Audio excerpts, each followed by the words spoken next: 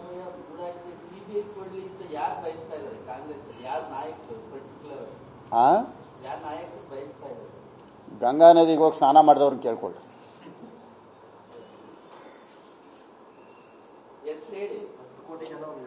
ಹಾಂ, 10 ಕೋಟಿ ಜನದಲ್ಲಿ 33 ಜನದಲ್ಲಿ ಹುಡುಕ್ರಿ.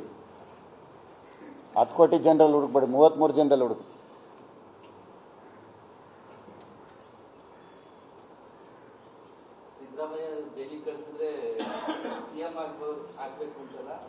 ಸಿದ್ದರಾಮಯ್ಯನವ್ರು ಹಿಂಗೆ ಆಚೆ ಹೋದ್ರೆ ಏನಾಗತ್ತೆ ಅನ್ನೋದು ಗೊತ್ತಿಲ್ಲ. ಸಿದ್ದರಾಮಯ್ಯನವ್ರೇನು 11 KVA ಕರೆಂಟ್ ಅಲ್ಲ, ಅದು 660 KVA. ಅದನ್ನು ಮುಟ್ಟೋದಷ್ಟು ಸುಲಭ ಅಲ್ಲ. ಅದನ್ನು ಮುಟ್ಬಿಟ್ಟು ಗೆಲ್ತೀವಿ, ಚಲಾವಣೆ ಆಗ್ತೀವಿ ಅಷ್ಟು ಆ ಭ್ರಮೆಯಲ್ಲಿದ್ದರೆ ಅದು ಭಾಳ ತಪ್ಪು. ಸಿದ್ದರಾಮಯ್ಯನವ್ರ ಜೊತೆ ನಾನು 5 ವರ್ಷ ಕೆಲಸ ಮಾಡಿದವನು, ಸಿದ್ದರಾಮಯ್ಯನವ್ರ ಜೊತೆ ಒಡನಾಟ ಇಟ್ಕೊಂಡವನು, ಸಿದ್ದರಾಮಯ್ಯನವ್ರ ಮನಸ್ಥಿತಿ ಗೊತ್ತಿರೋವನು, ಸಿದ್ದರಾಮಯ್ಯನವ್ರ ಶಕ್ತಿ ನೋಡಿರೋವನು.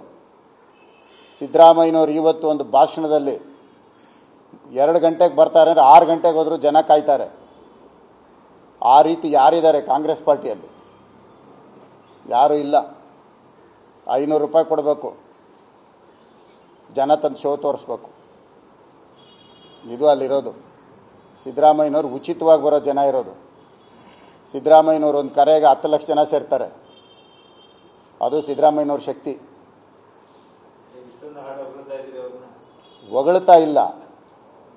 ಹಿಂದೆ ಏನು ಮೈತ್ರಿ ಇತ್ತಲ್ಲ, ನಾವು 17 ಜನ ಬಂದ್ವಲ್ಲ, ಅದು ಕಣ್ಣಿಗೆ ಕಾಣ್ತಾ ಇತ್ತು. ಇವತ್ತು ಕಣ್ಣಿಗೆ ಕಾಣ್ದಿರೋ ಮೈತ್ರಿ ಅಲ್ಲಿರೋದು. ಕಣ್ಣಿಗೆ ಕಾಣ್ತಾ ಇಲ್ಲ ಮೈತ್ರಿ ಅಲ್ಲಿ. ಆವತ್ತು ಉಪಮುಖ್ಯಮಂತ್ರಿ, ಮುಖ್ಯಮಂತ್ರಿ, ಇವತ್ತು ಅದೇ ಸೇಮಲ್ಲಿ. ಕುಮಾರಸ್ವಾಮಿ ಅವ್ರ ಜಾಗದಲ್ಲಿ ಸಿದ್ದರಾಮಯ್ಯನವರು ಇದ್ದಾರೆ. ಆವತ್ತು ಪರಮೇಶ್ವರ್ ಜಾಗದಲ್ಲಿ ಇವತ್ತು ಉಪಮುಖ್ಯಮಂತ್ರಿ ಇದ್ದಾರೆ. ಏನು ವ್ಯತ್ಯಾಸ ಇಲ್ಲ. ಅವತ್ತು 2 ಪಕ್ಷದ ಮೈತ್ರಿ, ಇವತ್ತು ಒಂದೇ ಪಕ್ಷದಲ್ಲಿ ಮೈತ್ರಿ.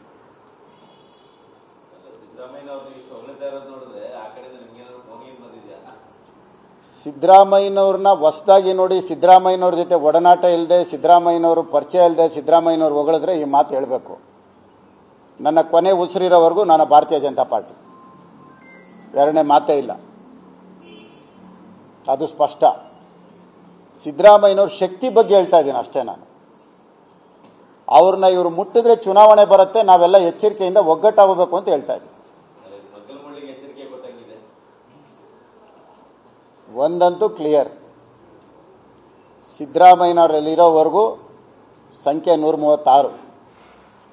ಸಿದ್ದರಾಮಯ್ಯನವ್ರು ಏನಾದರೂ ಒಂದು ಕಾಲಲ್ಲ, ಒಂದು ಬೆರಳು ಆ ಕಡೆ ಇಟ್ಟರು ಶೂನ್ಯ. ಇದು ಸಿದ್ದರಾಮಯ್ಯನವ್ರು ಹೊಗಳೋ ಅಂಥದ್ದಲ್ಲ. ಅಲ್ಲೇನಾದ್ರು ಹೆಚ್ಚು ಕಮ್ಮಿ ಆದರೆ ನಾವು ಒಗ್ಗಟ್ಟಾಗಿರಬೇಕು, ಚುನಾವಣೆಗೆ ಹೋಗೋಕ್ಕೂ ನಾವು ಸಿದ್ಧವಾಗಿರಬೇಕು ಅಂತ ಹೇಳ್ತಾ ಇದ್ದೀವಿ.